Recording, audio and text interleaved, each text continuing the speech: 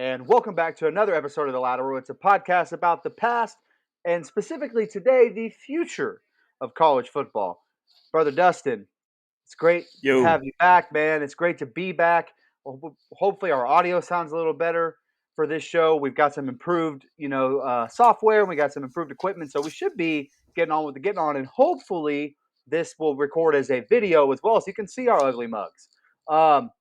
Dustin, a lot has happened since the last time we sat down.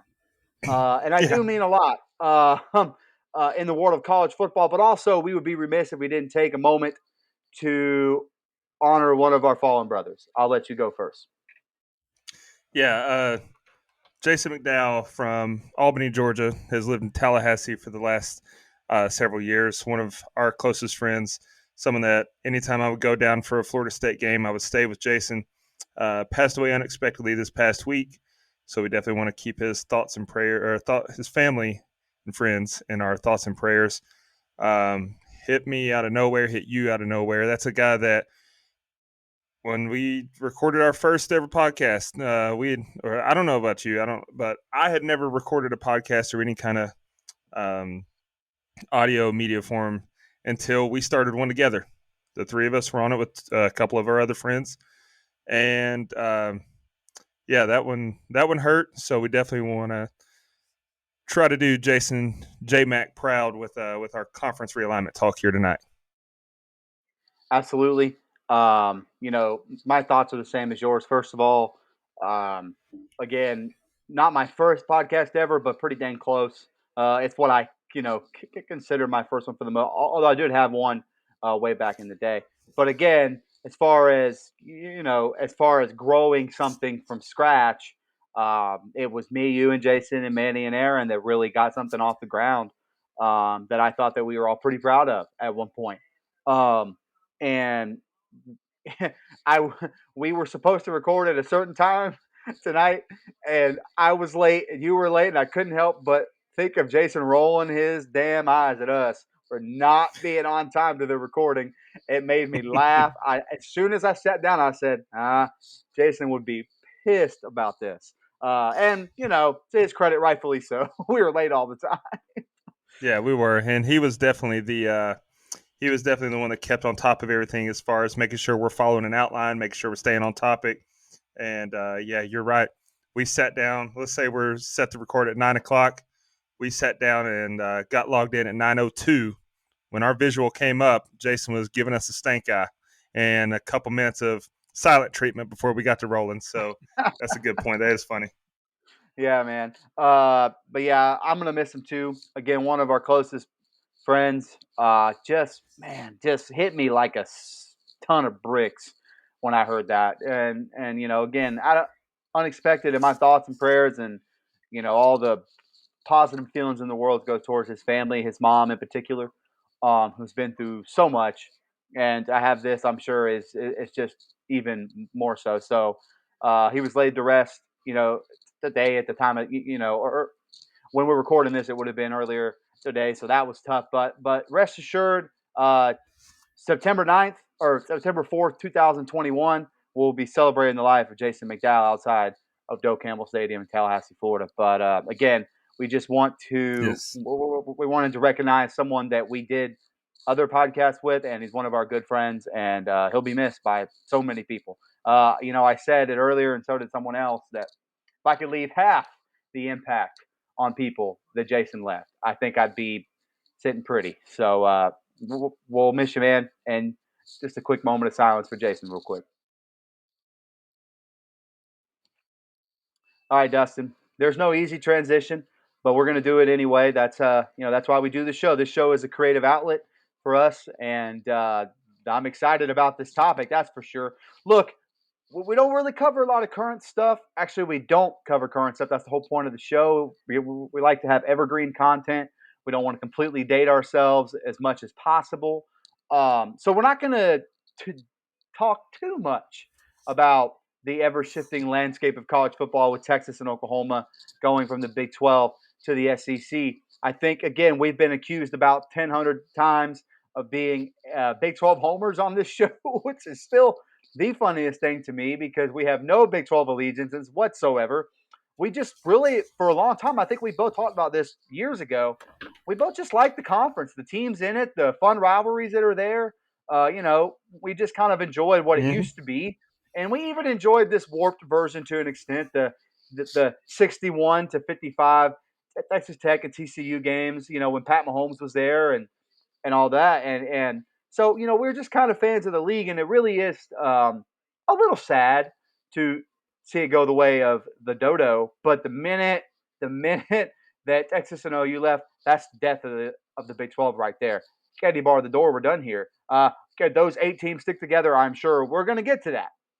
I set all that up to say this, Dustin. Today we're going to look at the future Hmm. of conference realignment because I think with this seismic shift, we're not done. So, as a fun exercise, instead of Nope. going back with a ton of copious notes and this team played that team, we're going to look ahead for the first time.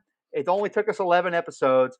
We're doing a forward lateral. We're going into the future. We're going to talk about what conference realignment will look like in 5, 10, 15, 25, 50, and 100 years from now, which sneaky suspicion, this sport, but that's no fun. We're not going to do that. We're not going to bring the show down that way. Dustin, just some quick thoughts on the ever changing landscape of college football, and then we'll go right into 5 years from now. I mean, I can't act like I don't like it. That was one of my favorite parts of playing the old NCAA video games. Was you play a couple Absolutely. seasons and you don't want to school hop, so you're loyal to your school, but the rivalries get a little stagnant. So let's shake it up a little bit. Let's create some super conferences. Let's boot some bad teams. And so let's get some natural strength of schedule built in. Because let's say I want to play a season as the FAU Owls. Yeah, that's right. I picked the FAU Owls a lot on that game. But there's only so much you can do in that conference. So let's Horrendous not. uniforms in that game. Why not recruit Florida State, Miami, and Florida to join our conference? That's right. We're not going to their conference. Make them come to us. So yeah, I've always been a fan of this concept. I loved it back when we got it years ago when the Big East went kaput, when West Virginia joined a conference that made no geographical sense. When Missouri joined the SEC East, even though they're further west than a couple of the teams in the SEC. So yeah, I love it, and I was excited when the talk started happening in real life about Texas and Oklahoma. Wasn't necessarily excited about that because we already, as non-SEC fans, we already have to listen enough to SEC dominant talks. And like you mentioned, us being Big 12 homers, apparently, we don't want to see that conference die. So, you know, I wasn't excited for those two aspects of it, but definitely excited to let's shake it up a little bit.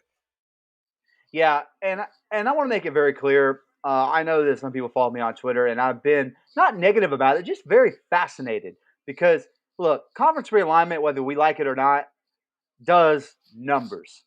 People click on articles about it. People listen to podcasts about it.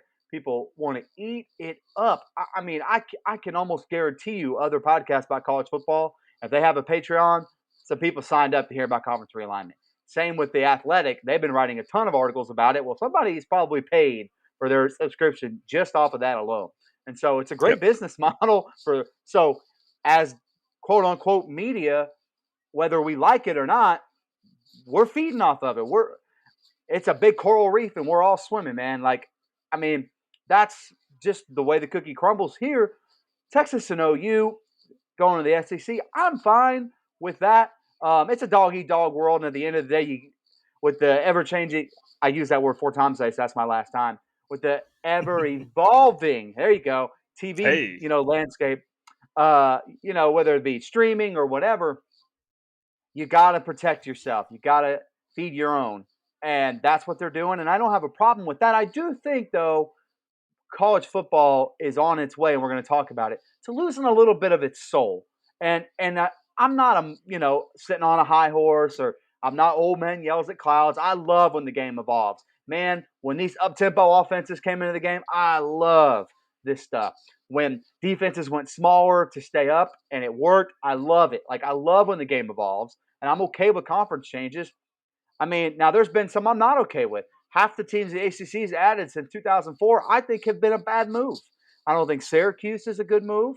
I'm sorry if we have any fans. I'm just being honest. I just meant from a fit sense. Syracuse, Pitt, a couple of those Northeastern teams just don't make a whole lot of sense.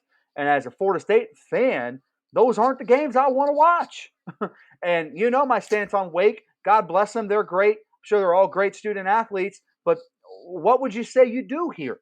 And so that is kind of where 5, 10, 15, and all these years down the road, I think we're going to see a little bit of a different looking college football landscape. But back to my point, and I'll let you go. Sorry for cutting you off. The There you go. the soul is lost a little bit in college football when you think about certain rivalries that we've lost, certain things that make it collegial. And I don't mean pay for play. That stuff doesn't bother me at all. We've said our piece about that. Like, you can pay them as much as you want. That doesn't affect the way I view the game at all, especially, name, image, and likeness. Rack up, I don't care. But some of the stuff we're seeing with the shaking and the moving, we're heading towards a place where geography doesn't matter, even though that's kind of been out the window for a while, where certain brands, like the remaining 8 that are left in the Big 12, they thought their brands mattered. They're about to be in for a very hard truth, and that's that it does not.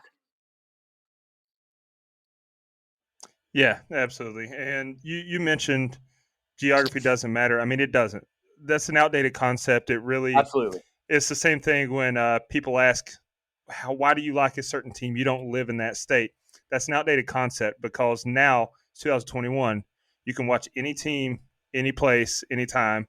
Doesn't matter because the games are available at the at your fingertips on your smartphones or on your streaming device.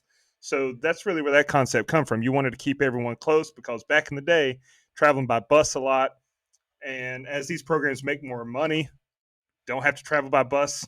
You can travel by plane. We can afford it now. And TV money Right. is what dominates all. We talked about it when we were doing the TV rights and consumerism episode, which you can find in our archives. That's really Yes, what please do. started it. That started the shift of momentum in college football in general. That's the reason programs like Fordham fell off Yeah. because once the money started coming in and these, Chicago. yeah. So it just, we're getting more and more to where, and once we get down the road, down the timeline here, and we get to the 50-year, 100-year mark, I'm going to say some things that you're going to be like, because it's money's not done taking over the sport. No, no. And I always thought, and there still could be this, always thought it would be like the .com or the music industry where every 25, 30 years or so, there's a bubble and then that bubble bursts and things kind of come back to earth. That has not really happened in this sport like I thought it would. I thought when coaching salaries raised, that would do it. I thought when facilities raised to a new bar, that would do it. And the money train keeps rolling in. And so you're starting to look at some of these conferences, which brings us to 5 years from now. So let's start there. Mm-hmm. Let's start our actual show and go into the future. We're getting in the DeLorean. Great Scott. We're heading to 5 years down the road. Okay, what the future looks like as we know it, Texas and Oklahoma, they're in the SEC. Now, whether that happened 3 or 4 years ago, whether this is season 1, we don't know. But they're in the SEC, okay? And so what does that do? I'm going to let you go first. What does that do to the rest of the landscape, in your opinion? And before you go, I want to make it Mm-hmm. very clear that these conferences outside of the SEC and Big Ten, their money deals are lacking in 2021. So 2026, I I have a sneaking suspicion they're either going to have to load up on the cash or they're going to be out the door. But I'm interested to hear your thoughts 5 years from now, Dustin. All right, so I've got two schools of thought here. Number one, I do think that the money is going to get reworked across the board. I want to preface my thoughts by saying Notre Dame has remained an independent for this long because of their NBC contract, right? I read the other day that in 2023 it'll no longer make fiscal sense for Miami to be a independent because the money that they're talking about Oklahoma and Texas generating for the SEC per team is going to be more than their NBC contract to be exclusive. So I think that's Texas and Oklahoma was a domino. They weren't. This was not a check and checkmate. We're done here type move. So it was the first domino to fall. I've got two things. I'm going to go with what I think is most likely, and then I'm going to give you an alternative that I would love to see. I would like to see more. Yeah, Okay. that's literally So what I first of have it all, as well. So that's fun. all right, perfect. So first of all, the Big 12 is no more. The Big 12 has merged with the Pac 12, and now they're the Big Pac, or Big Pac. the Big Pac 12, or the Pac Big 12. However you want to phrase it, they're the Big Pac Big 12. Wolf Pack. Oh, sorry. And so basically, you've got, instead of a Power 5, you've got a Power 4 conferences. Each conference has 16 teams, 4-team pods. Kind of like we mentioned the pods on our Metro Conference episode, which you can find available in our archives. Which you should go listen the to pod as a precursor to this. You should listen to that one and the TV Rights Consumerism episode as a precursor to this, because they are both relevant. Yes. Each conference has 4 pods, and the pods will rotate in who they play, so it makes competition level, blah, blah, blah. So the Big Pac Conference, they absorb Texas Tech, Baylor, Kansas State, Oklahoma State. So one pod you have UCLA, USC, Stanford, and Cal. That's the West. The North will have Oregon, Oregon State, Washington State. The South will have Utah, Arizona State, and Colorado. And the East will have Texas Tech, Baylor, Kansas State, and Oklahoma State. So your Big 12 teams, they're in a pod together. Not much changes. It's just they add 4 teams and they got 4. So that's feasible. Right. SEC has added Texas and Oklahoma, so that's all they did. You break up your teams a little bit instead of East and West. You've got the South with Georgia, Auburn, Alabama, Florida. Ooh, that's a tough pod. Ooh, that's a tough pod. I don't want to be in that pod. No, where you want to be is in the East with South Carolina, Vanderbilt, Kentucky, and Tennessee. Yeah. That's Shane Beamer winning that league, buddy. You got the North with Ole Miss, Mississippi State, Arkansas, and Missouri. So not bad. Lane Kiffin is going to dominate that one. I don't think Lane Kiffin will be at Ole Miss in 2026. You're right. He'll be at Florida State. And then the West, which has Oklahoma, Texas, LSU, and Texas A&M. That's a tough one, too. That's so tough. It's basically going to be the West and South is going to run the SEC. Okay. So let's move to the Big Ten. The Big Ten persist. They absorb 2 teams from the Big 12, Kansas and Iowa State. Everything else stays the same. So Ohio State, Penn State, Maryland, and Rutgers in the East. Minnesota, Wisconsin, Michigan State in the North. Tough. The South, I think, is going to be some sneaky fun football. Indiana, Purdue, Illinois, and Northwestern. That's the one I want to be in, though. That's the one I want to be in. Let's go. And then the West has Nebraska, Kansas, Iowa State, and Iowa. All right. This is where things get interesting. This is where our hearts lie, the ACC. The ACC has picked up 2 teams. We got Notre Dame joining the conference full-time because it no longer makes fiscal sense for them to remain independent. And then that lone team from the Big 12 that didn't go anywhere, bring on West Virginia. So the East is your Tobacco Road schools, North Carolina, NC State, Duke, Wake. Yuck. Yeah. The South is North Carolina will run that for a while, I believe. Oh, unless NC State, pops up. Sneak up. Yeah. The South has Clemson, Florida State, Georgia Tech, Miami. Oof. That's tough. We got both our rivals in the same pod, and Georgia Tech, who we hate because of They should be a rival. They're the closest. They're the closest geographical school to Florida State. They should be a rival we play all the time. That makes sense. Definitely. The North has Pitt, West Virginia. Hey, I like that rivalry. Syracuse and Boston College. That's the one I want to be in. That's the one. Wrap it up. Yeah. And then the West has Louisville, Virginia Tech, and Notre Dame. So Notre Dame's to lose every year. Yeah. So that's my realistic Power 4. I'm gonna let you go next, and then I want to circle back and do my hypothetical, the actual dominoes I would like to see fall. Well, we have a very similar realistic thing, and I do mean almost down to the teams. Now, I didn't put them in pods just because I I didn't take as detailed notes as you, but the same teams are in the same conferences. So I'm not going to give you any new information on that. What I will Okay. say is now what I will say is there's a part of me that wonders if the Big 12 is the conference that gets absorbed. I know that's the most likely 5 years, but there's some of those teams that I just don't think make the cut.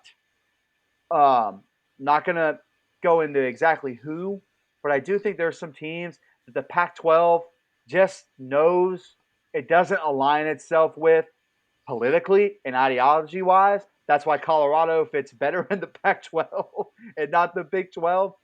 And all right, fine, I'll name them Baylor, TCU, Texas Tech.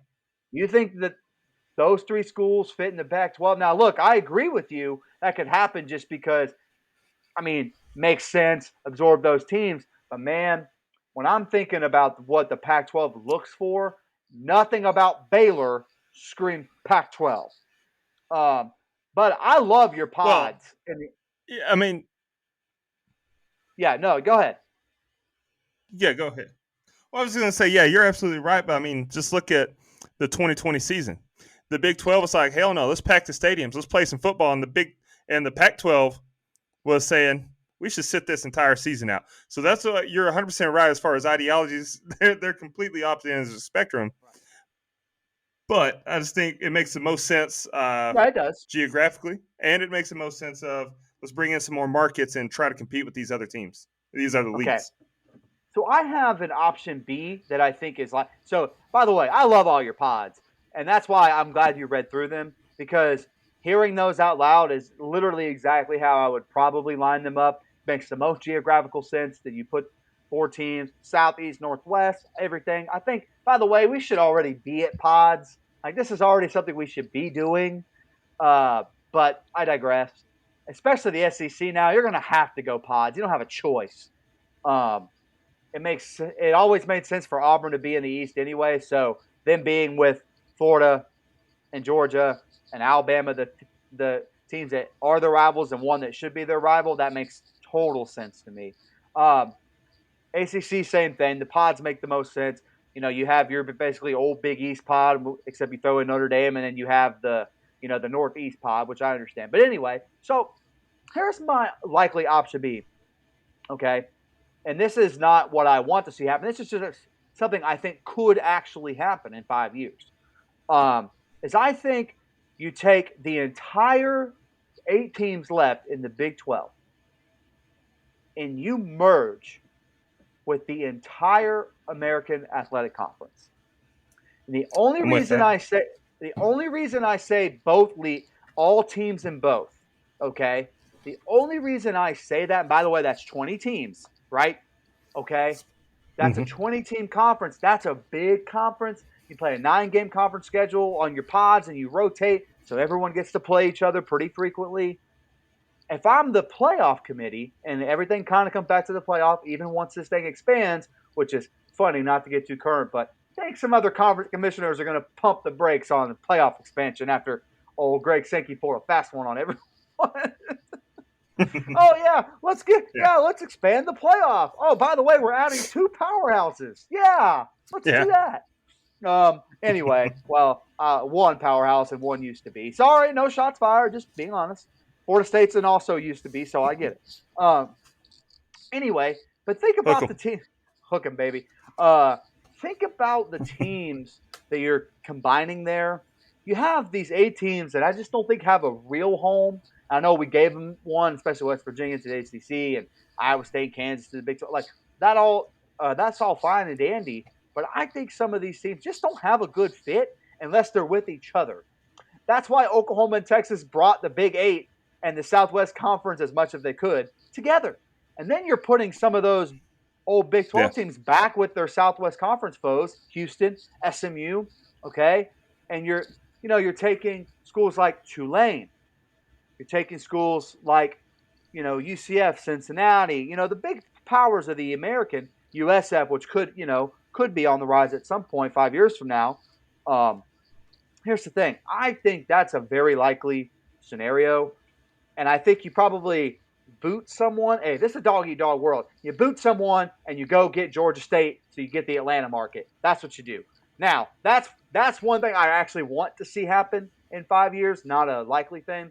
Someone in this new college football world, whether it's the American or the Big American, that's a really funny name, by the way, the Big American Conference.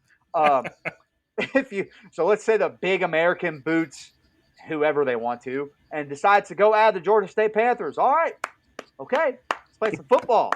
My only concern with that is I got to go from Lubbock, Texas to Cincinnati, Ohio. That's a conference game. But when you think about it, Dallas to Cincinnati is already a conference game. So what are we doing here? Again, we're throwing geography out the window. We're only talking about football because this conference realignment makes me feel bad for those volleyball and tennis players or whatever they have to go on a Wednesday night from Gainesville to Austin, Texas. I feel bad for some of those guys because some of those girls and guys have tests the next day. Just saying. Okay. No one's thinking about that, but that's okay. But go ahead with what you would want to see happen. So first of all, to that point, I want to say that I'm also in the thought process that in the next not that many years, God, this is not good. Your non-football teams are kind of going to be programs are going to be screwed. They're going to have to. The football teams are still going to. I don't think that they're going to be in the same conferences. Is what I'm saying. They're going to be. You're going to have your own conferences for basketball, maybe basketball, but like track and field, they're going to have their own. So I'm operating football is going to break away. The money's still going to be whatever the money that the Texas Longhorns football program brings in. They're still going to distribute some of that to the other athletic programs, but I just don't think it's feasible. You didn't let me get to 10 years. It says right here. Sorry. Football breaks away. No, it's okay. It's okay. I'll come back to it when it's 10 years. Go ahead and give your 5-year thing. But that's literally, I said, okay. Football breaks away and only about, I won't give the number yet, but this number of teams is all it's taken with it. Yeah. All right. Here's my more domino effect than what I mentioned before. Because really all I mentioned before is the Big 12 goes goodbye. These teams are picked up. So here's my domino effect for within the next 5 years. You got Texas and Oklahoma going to the SEC, obviously, joining their current teams. FSU, Miami, Clemson, and Louisville join them. The reason I say Louisville is because there is money in that Louisville football program. And they bring a lot to the table as far as basketball goes. You've got the natural rivalry with Louisville, Kentucky there. So I think that those teams are added to the SEC, those 6 teams.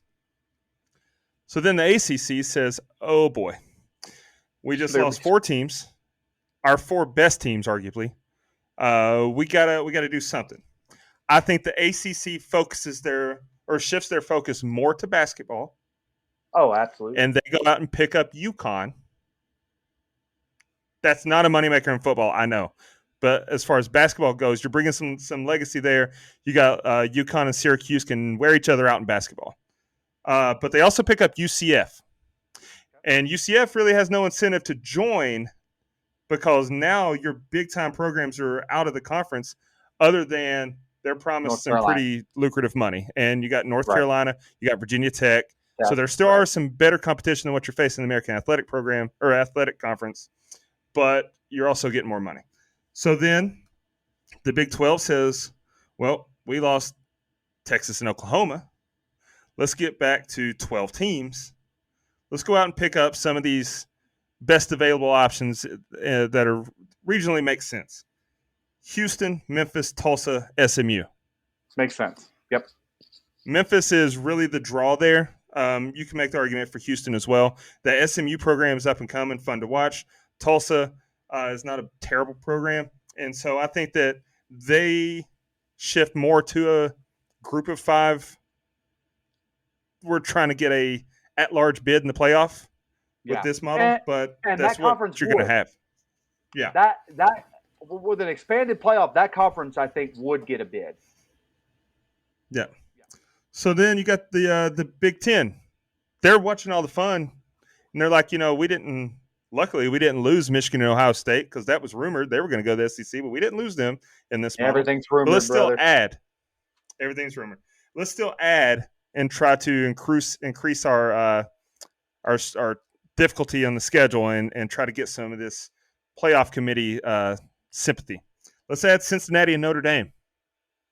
Two teams that make a lot of sense. Cincinnati's Yeah, a absolutely. solid Group of 5 program. Notre Oh, Dame Ohio makes State sense would for be them to be in. pissed. Ohio State would be pissed. That's why I would love Yes, it. And then the Pac-12. The that's Pac-12 fun. says, "Hey guys, we went in on the fun. Let's go out and get the next two best options for us. Let's get Boise State and let's get Absolutely. North Dakota State, You knew where who joins you read my mind, brother. You read my mind. FBS and gets right into a Power 5 conference." So in this model, you still got 5 Power 5 conferences. The AAC has been rated. I think they Yeah. join with Conference USA. AAC and Conference USA kind of they get in bed together. But these programs or these 5 conferences make a lot of sense and produce a lot of fun football. Who Right. doesn't want to see Well, Cincinnati beat the ever living hell out of Northwestern every year? I'll tell you right now. One fun G5 footnote and all this, and you know my stance. We love the G5 on this show for the most part. I think Conference USA would be on their knees, very excited if the Sun Belt came to them with a merger idea, because they I agree. need the Sun Belt more than the Sun Belt needs them. And Yeah. so I have wrote down here in 5 years, a Sun Belt Conference USA merger could happen. I would say it's likely, just looking at the landscape. Some of those geographic rivalries would return. You'd have all the Louisiana schools that could play each other. Obviously, I don't know why Tech and Louisiana don't play, but they should, and this would make them play. You've got you've got some Carolina schools, and both there's just some really good geographical sense there. And I don't know what the American would do. Yeah. I guess they would take Tulane and all those other schools that would kind of fit and make it work. Yeah, man, that's a fun idea.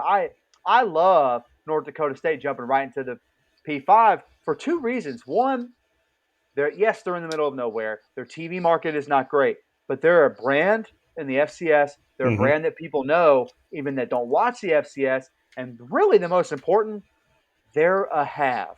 They're a secret have. There's a have and the have-nots, and they're a sneaky have. They've got money, and they're going to continue to have money. And with P5 investment, they're going to have even more money. If you put them on TV and you expand the Fargo Dome, which you're going to have to, that's not going to be an acceptable P5 stadium. That's looking interesting. I like that a lot, man. Anything else on 5 years that you could think of? I do think one thing I do think is as much as I love that and I love the ideas I just said, I think a P4 is very likely at some point. Yeah. I think your first idea is probably as close to predicting it as we could get. But your second idea, as far as these schools' mass exodus from the ACC into the SEC, is likely. I would probably say the only thing I would change is probably North Carolina and Louisville, because I do think, as much as they care about hoops, and they do, make no mistake, right now they're invested in football. I agree. The only reason I didn't go that route is I just have a hard time. Until I see it, I will never believe that the Tobacco Road schools are going to split.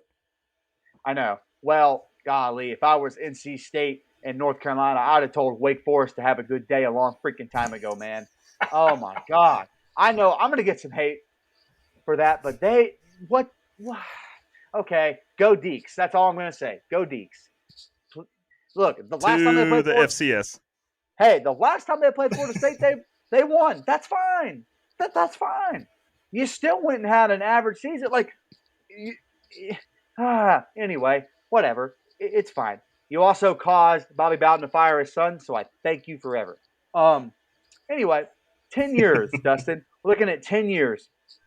Yeah. And I'm going to go. if you don't mind, I'm just going to go ahead and bounce off of your idea you gave a Yep. little bit ago, and then you go.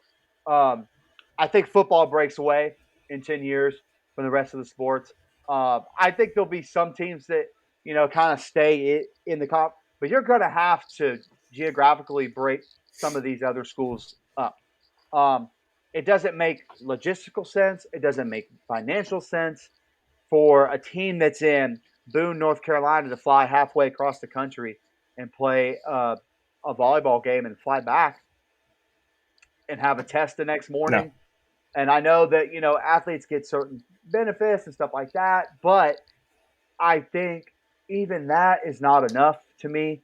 There are games need to be look if you're on a Tuesday, Wednesday situation, you've got to get somewhere close to have those games, and then you could go to class the next day. I do think that that's the way the football will go, is to break away and be autonomous all by itself. Now, where Yep. I don't think the sport is healthy in that way is I think we're going to lose about 50 plus teams from college football as far as being in the big league. I think what you're going to see is a big league here and another league underneath. And I don't necessarily mean Yeah. where they jump up and jump back like like European soccer does. Relegation. Hell yeah. Let's do that. Hey, now I'm a fan of that for college football. I'm talking about what I likely think will happen. I don't think that's likely. I don't think enough people would ever get on board that actually have some power and sway. If you put me and you in charge, we'd already have relegation, brother. I'm not going to mention schools. Yeah. I've already blasted one enough. You know where my heart is, though. I'm Wake's out of here. Well, so is Duke in football. So is Duke. What are you doing? Hey, It's not just cut Cliff some slack. Hey, Florida State would have been relegated the last couple of years. I get it. Yeah. Okay, but guess what? They're Florida State. They make this cut.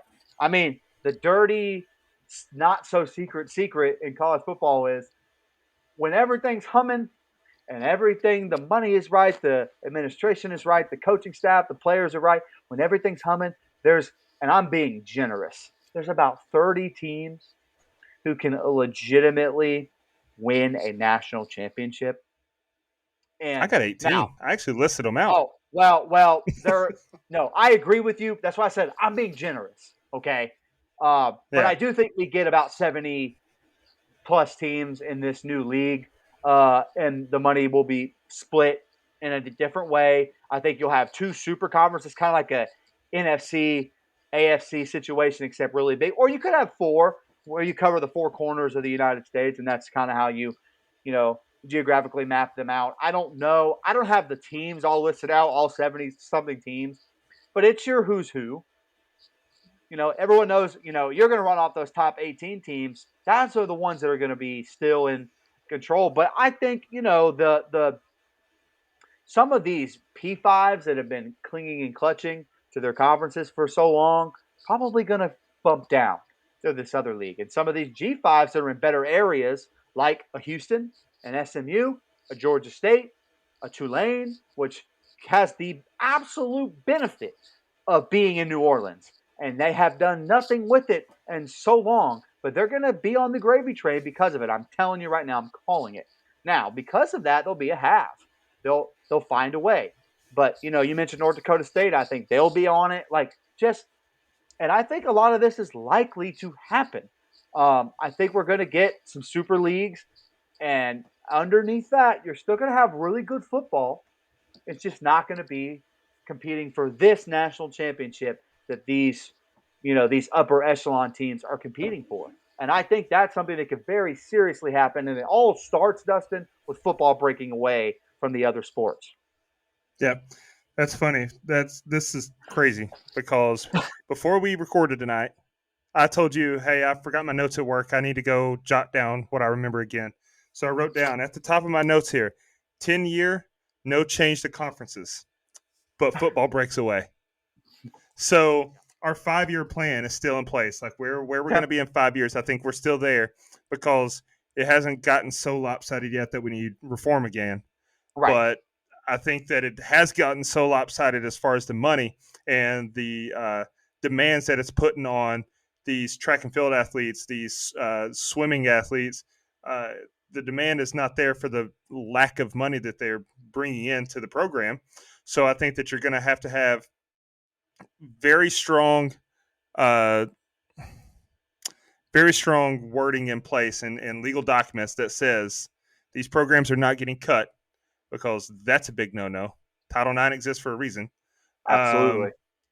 But you, Tennessee Volunteers, are still going to have to give some of your football money over to these other programs, because without your money, they wouldn't exist, and that's not fair.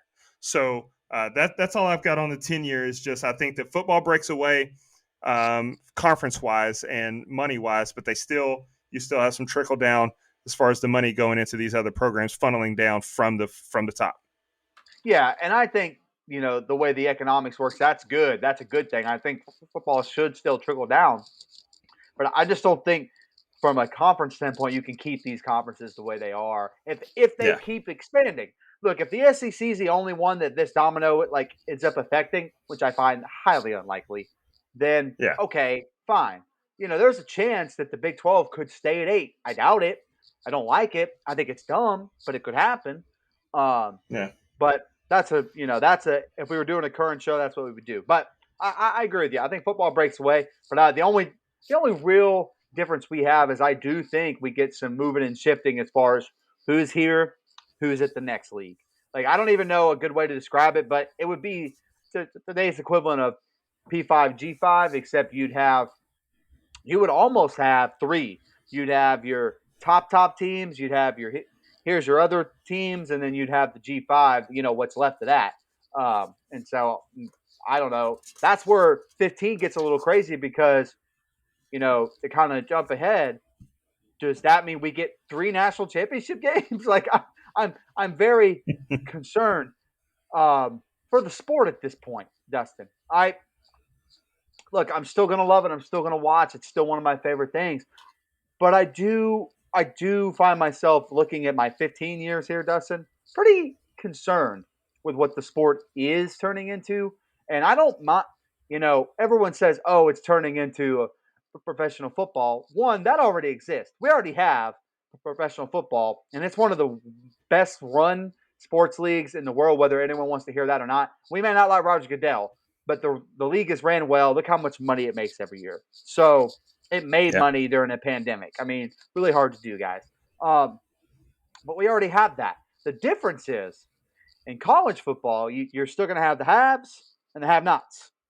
The Mm-hmm. NFL, everyone's designed to go 6-6. If you don't go 6-6 and you go above that, that means you did your job.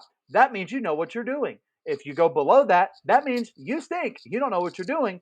But the playing field is level in the NFL. You don't have that in college. So the more there's separation, the more the haves and the have-nots start to pull apart. And that's what scares me about 15. That's really what I have wrote down here, just because it's kind of a stopgap in between 10 and 20. But I thought, 5 years after we make this change where football breaks away, we really start to see some separation as far as who's financially benefiting and who's not. That's where my 15 gets interesting, Dustin. Not what I think will happen, but what I want to see happen. Are you ready?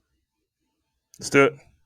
College football gets a commissioner, a good one that knows what he or she is doing, one that understands the landscape, one that can balance him or her and their staff can balance checkbooks that know how to disperse money and funds properly across the board. That way, the playing field is just a little more even. We could get back to some semblance of just being being able to see the wins that we talked about in 2007, Dustin. Those are the kinds of games and '08, which by the way you can find available in our archives. Haha. um, you those kinds of wins we talked about, those are going the way of the dodo, man. I'm not saying we don't have upsets, but man, they're about to be extinct with the Brontosaurus. Like we've got to find a way to kind of level that playing field, and I think the only way to do that could be some kind of commissioner in charge of just college football. Because the NCAA, you're useless. You probably won't even exist by this point, NCAA. Oh, I can't show the brand on my water bottle. Yeah, Whoop. definitely. So 15 years from now, I think that this is where you really start to see some Hunger Games type stuff going on.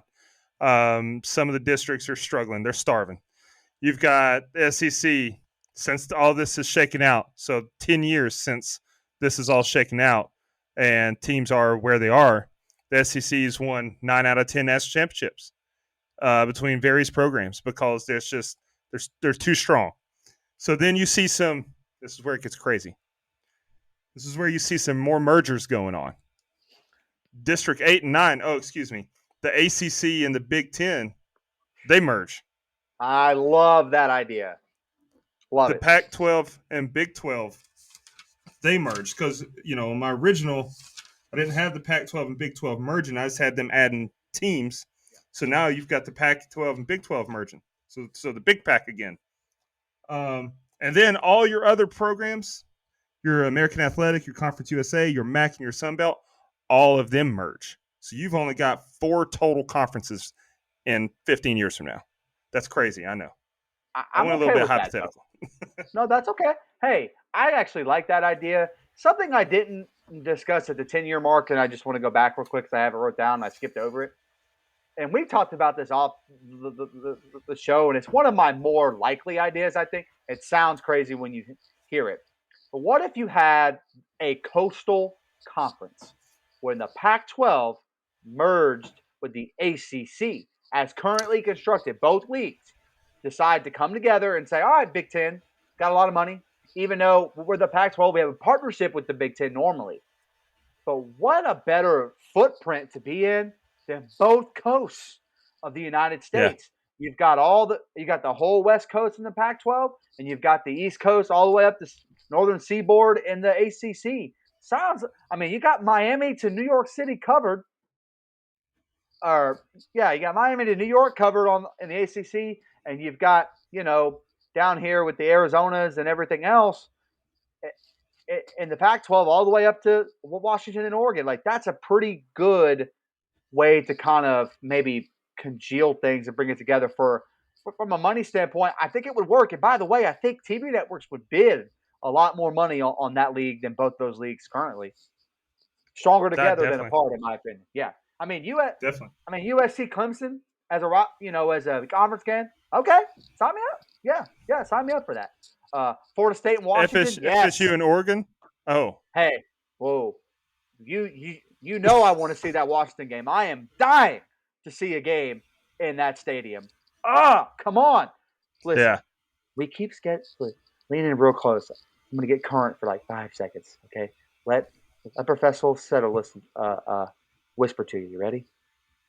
We keep scheduling Alabama and Georgia and Texas. Stop doing that. Washington. That's the schedule. All right, back to your future scheduled program. Yeah. So I agree with, I think yours is probably more likely to happen than mine because I don't think college football wants a commissioner. I don't think these conference commissioners thinks it needs a commissioner, even though it does. But those conference commissioners can work with the one czar of college football. Look, 15 years from now, my candidate that I want in charge could be no longer with us by then. I don't know, although he's kind of a robot. That's Nick Saban, by the way, in case any of you were wondering. If you put Nick in charge of college football, I'm all on board with that. I think he would do what's right for the game as a whole. Right now, he's in coach mode. He's not in worrying about all these other schools. He's worried about his program. I think if you put him in charge of the sport, he would do the exact same thing, but for the sport as a whole. And I really do think that would be a good thing. But anyway, okay, Dustin, I'm going to let you go first. 20 years from now, what's this college football landscape looking like? So 20 years from now, honestly, I think that every 5 years is a little too often for me to completely change things up. So I think that 20 years from now, you might just see some more teams like your. Let me go back in my notes here. Or 25. Sorry, 25. Right. Okay. Well, I was going to say in your 20 years, you might just have some teams like your Coastal Carolina, Right. your Liberty, teams that have been successful recently, your and I forgot to put the Mountain West with that uh, group of just Yeah, everyone else throwaways. Your San Jose State, who went undefeated last year for a long time in 2020, you might see them make the leap to the Pac-12 Big 12 combo or the yeah, ACC Big 10 conference. So I that's where I agree. was at in 20. It's just going to be moderate, but 25 years. Now this is where it gets interesting for me. Okay. You mentioned the word earlier that you might complete. You already dismissed it, but I'm going to go with it. I think we have relegation as an option. I hope you're right. I I pray that think you're right, I think actually. I think 25 years from now, the NCAA is no more. College football Absolutely. has its own college football has its own entity, its own governing body that's not the NCAA, which is still going to be around to control your other athletics, your basketball, your baseball. Um, but football is going to break away, have its own league, if you will. And this is what I was talking about. So I counted them out earlier, and I got 18 elite programs. I'm gonna list They could. these. If you disagree with some of them, let me know. Yeah, leave This us is your comments. teams We're all that about it. this is your teams that in 2021 I consider elite. And when I say elite, I don't mean that team right now could win a national championship. I'm looking on a 5 to 10 year scale, rolling scale, and these teams could realistically make that leap to win a national championship in the next 5 to 10 rolling scale years. So Alabama, Auburn, USC, Florida, Florida State, Miami, UCF, Georgia, Notre Dame, LSU, Michigan, Ohio State, Oklahoma, Oregon, Penn State, Clemson, Texas, Texas A&M. Those to me are We're your doing it elite right of the now. elite programs. Yeah. Okay. Yeah. So 25 years from now, that's your A league.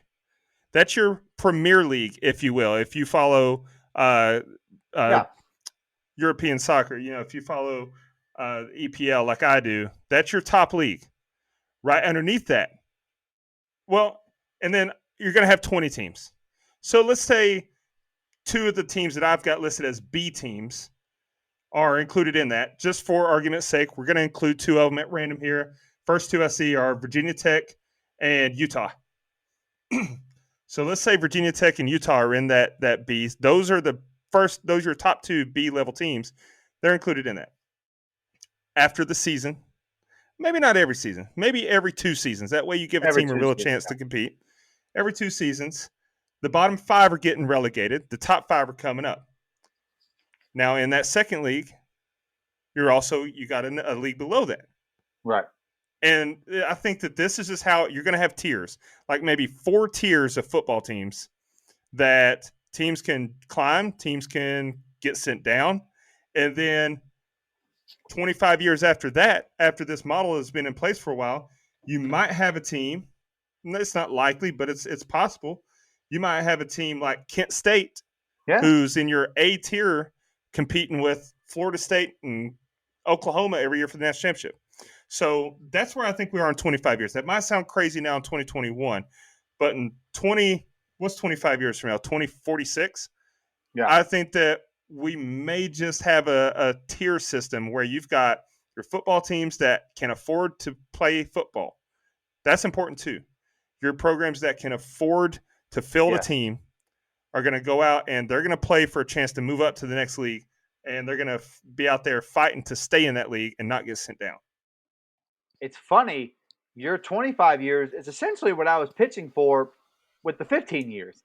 Just Yeah, you went all the way in on relegation, which I'm 100% here for.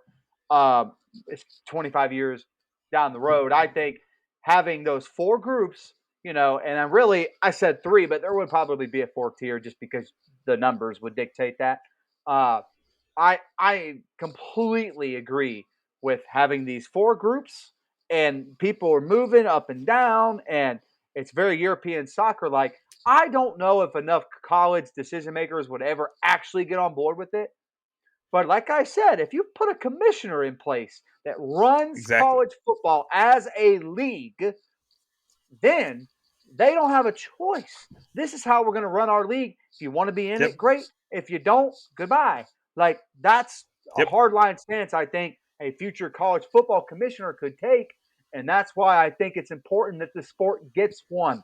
If you're not professional football, but you can be professional like by having someone that's actually in charge. Dustin, right now, as we sit here in 2021, who's in charge of college football? ESPN. Oh, this is a trick question. I mean, it is ESPN essentially. It's the TV Yeah. networks, ESPN and Fox. They're the ones that are in charge of this thing.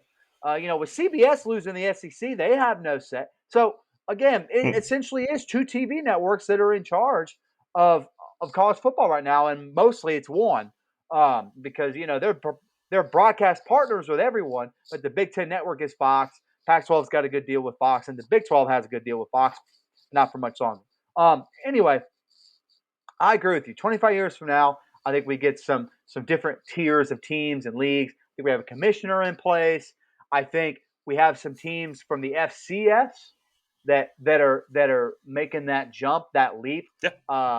And Yeah. I think something that we haven't talked about that I think is very interesting to keep an eye out for in 20 to 25 years. HBCUs. Yeah. They keep, a lot of these programs are making these quote unquote celebrity hires, for lack of a better term. But I think in the long term, that works. Deion Sanders at Jackson State. Eddie George is a head coach now. He never coached a down of football in his life, to my knowledge. But who cares? Nope. Who cares? That's a good hire. He's coaching at the school that I got accepted into. Shout out TSU, baby. Tennessee State. Tennessee State, right? Okay. Yep. But I think we're going to see more of that. Man, when I think of some of these bigger, more well-known HBCUs, North Carolina A&T, FAMU, Bethune, even though I look out for. Bethune, even though they're kind of falling behind, but you see where I'm going with this. Those teams jumping to the SWAC. Those teams jumping to the SWAC is already a sign of the times. And so you really start to look at the landscape and you think, which of these teams can make an actual jump to an FBS type level? It's going to take funding. It's going to take inclusion.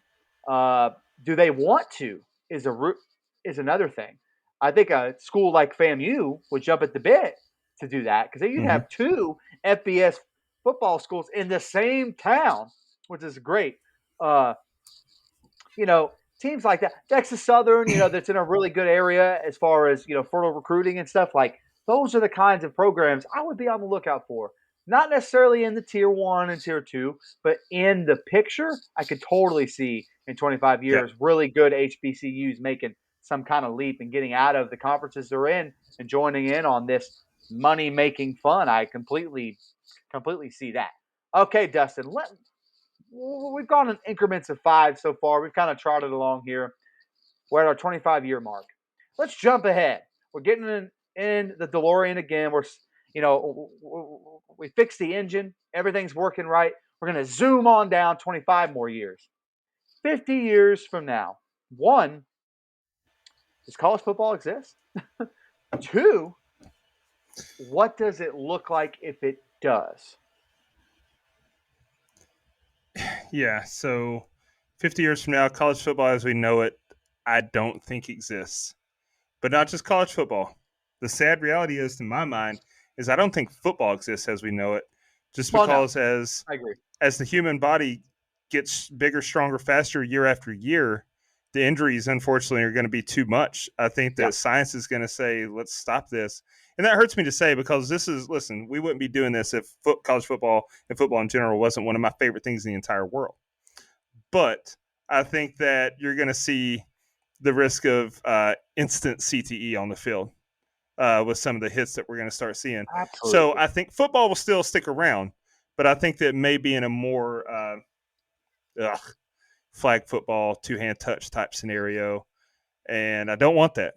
But I was like, that's not a sport that I'm that interested in. I'll be honest with you. I don't find when they do those 7-on-7 in the summers on the NFL Network. I don't find myself watching those. Those don't. No. Those don't interest me. And look, as a high school football coach myself, going to 7-on-7s, they kind of bore me. Look, guys, I played defensive line in high school and college, and I coached defensive line in high school. And watching 7-on-7s for more than a couple minutes doesn't do a whole lot for me. Now, from a watching them scheme the defenses and stuff, that's fine. But outside of that, that's not a sport that interests me. I'm not saying that you're wrong. I tend to, if anything, if either one of us were to be right in this scenario, I would say you would. I'm going to go the other way though, just for the devil's advocate and to be a little bit more upbeat. Hopefully, I'm kind of speaking this into existence. I do think it exists. I think the game evolves enough to where we could still use the traditional football look without absolutely crushing each other. We're already headed that way now. Look, the Ivy League doesn't hit in practice at all.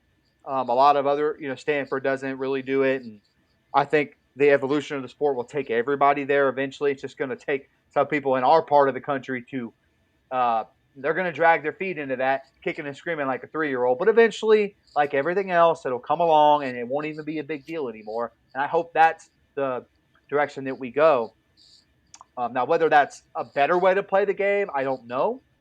Because how can you tackle if you don't practice it? But there's methods. Trust me, guys. There's plenty of methods to practice tackling without doing humans. I promise. Anyway, 50 years. How does college football look? I think it looks a lot like it did 25 years ago. I think we still have the 4 leagues. There's some surprise teams. Heck, there may be some new a basketball. One school that I find very interesting, and I can't believe I'm about to get really nerdy because this is the kind of stuff I do, Dustin. I just get real nerdy with my college football buddy. Grand Canyon University Okay. was a commuter school. It became a basketball school that a lot of people had to take notice of. Been in the tournament now. They got a great coach. They are investing in starting football. You're at a prime location. You decided to put in more money than some of these other schools in your area. That's a school that, in 50 years, I'm thinking outside the box here because I'm thinking of schools that aren't even in the consciousness now. It could be then. Obviously, I think the Ivy League just stopped playing football. I'll be 100% honest with you. And if they do, I think it's intramural. Like I don't think it's or a club sport. I don't think it's an actual for the sport way of doing things. I think a lot of Ivy League people would like that. Quite frankly, not me because we rep the big game on this show, and I like when they all play each other. I think it's fun if you can find it. And some of the brightest offensive minds have come out of the Ivy League in the last 5 to 6 years. So again, we really hope not because smart people for a reason. But in 50 years, long story short, I think it looks very similar than it did, or as it did 25 years prior. I just think you have some different teams. Obviously, you have a new commissioner. I think FCS, if we're just going the sport as a whole, I think FCS either gets merged with the D2 level, and then some of those teams that don't want to be a part of that kind of float up into the 4 or 5 leagues that we have. I think that's kind of where that would head because I think at some point the FCS model is not fully sustainable if you get this new tiered league of teams, and so I think FCS 50 years from now probably not a thing. That's what I would say. So that just kind of goes to where the money goes. And if you're in the state of Texas, are you going to pick Sam Houston State to watch, or are you going to pick one of these other teams? Look, Sam Houston State's probably one of the teams that jumps from the FCS into this other league because they put a lot of money into it. They just won a national championship. Like, this is where I think the sport is heading. The more money you have, the more money you'll make is how 50 years will look. Dustin, let's get a little crazy. Let's get a little crazy to wrap it up here. 100 years from now, Dustin. Yeah. We playing football on Mars or what, man? Oh, brother. 50 years from now is crazy enough. We don't really have football in my Right. model. But 100 years from now, I think that some things get back. The studies show that the body can absorb more damage. So I'm where you were. I think we go back in time in 100 years and we say, okay, let's try this out. We got more effective equipment than we've ever had before, more protective gear. Um, the human body's bigger and stronger, faster, but it can take a hell of a lot more of a pounding. So let's get back to some actual football here. But everyone's an independent. Everyone makes their own damn schedule. There are no conferences. Go out and get your money however you can get it. Play whoever you want to play. And at the end, we'll figure out who the best team is, and we'll place those teams in a playoff system for the title. But Dustin, who will chant SEC from the heavens? Who? I ask you. Okay, Yeah. I'm not against that idea. I think it's fun. I'm gonna go one scenario that I think is likely and one that I think is very unlikely, but it's all fun. Um, I think what could happen is a little bit of what you said, where the sport regresses some. That bubble that I mentioned earlier, at some point, that bubble has to pop. Money, or who knows? The economy could sink in 75 years, and everything go. We have another kind of. I don't want to be down, so down and gloomy, but could be another kind of depression era. Like, who knows what the real world around the sport, how that will affect the sport itself. I think in 100 years, college football will probably, that bubble will burst some. I think we go back to a simpler way of doing things. I know that sounds wild because we're looking into the future, but couldn't you see a complete shift where, like you said, football shuts down for a while. There is no football. The universities don't have the money. As time goes by, they progress. Money starts to come back in. You start football back up, but you stick with the universities in your region, and America falls in love with the sport again, a safer, newer looking version of the sport. So Arizona isn't playing Syracuse as I know that's not a real conference game, but you get my point. If my Yeah. merger comes through, that is a conference game. That makes no sense. Syracuse should be playing Boston College and Temple and Pittsburgh and Penn State and schools like that. They shouldn't be playing schools like Arizona on a regular basis. And when someone says this is why the bowls have lost luster, it's only the playoff matters. Yeah, all that's true, but a lot of the times the bowls lose luster is because there's nothing special about Team A Yeah. from Washington playing Team B from Miami. That's not special anymore. I think in 100 years you could get to where that could be special again because the market value, the marketplace will shift. That seems like a sad thing. Maybe I'm hoping for it. Maybe I'm hoping for just a big shift away from all this fanatical stuff we've talked about to where now we're going back to a little bit of a simpler thing here. And I think that could be good for college football, after it takes a hit. Now, my more fun thing is this sport continues to make bukus of money. Nothing sad happens. We don't get what I just said we get. And college football is the first sport to be played on Mars, baby. That's right. Live broadcast from Mars. It's going to be Mike Settle and Dustin Franklin because by then we could cryogenically freeze ourselves and wait our turn. Mike Settle and Dustin Franklin in the commentary booth for whatever network wants to broadcast it. Maybe we'll have our own network. Maybe we'll be frozen billionaires. I don't know. We'll commentate that game between Marshall and West Virginia. Play the game, cowards. Yeah, I'm here for it. I mean, and plus with the modern advances in medicine, it's not crazy to think we can't live to be 250, 300 years old, You like see Ricky the Bobby vision. said. Yeah. Yeah, you see Yeah. the vision. And both Ricky Williams' sons will have great grandsons playing on the field at the same time. Let's go. They'll both be named Ricky. Both of them. That's an episode. Yeah, One. I'm here for that. Yeah. Yeah, man. I think it could either look simpler or it could look like something out of the Jetsons. That's kind of where my mindset is. Yep. Dustin, anything else on how college football could look in 100 years? And if not, we can kind of wrap it up and just give our final thoughts. Yeah, I mean, the further we went in time, obviously mine drifted further and further from likelihood and Of closer course. to hypothetical dreams. But yeah, I mean, it's a fun concept. The best thing about it is no one knows what the future holds. We don't know what tomorrow. We could wake up tomorrow and find out that the NCAA is already dissolved and teams are just doing their own thing tomorrow. So that's the fun thing about hypotheticals, especially when we go this far down the road. Great idea for an episode, very topical, and yeah, it's a lot of fun. Yeah, man, a lot of fun to just kind of get away from research week and do some hypothetical stuff again. Like we kind of did for half the episode with the Metro Conference. Which, by the way, at this point, the Metro Conference may reform itself. I don't know. Yeah. The way it's looking with some of these teams, you might as well fire it back up, baby. Let's Metro this thing. Let's do it. Oh, that'd be some bad football, buddy. Be some bad football, man.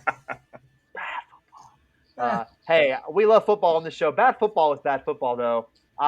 It's not one of those things where I'm like, football's on, I got to watch it. No, that's not true. That's true for about 2 weeks, and then I remember why I don't want to watch this. Yeah, I was about to say. Yeah. Yeah. So again, I look a really fun idea for an episode.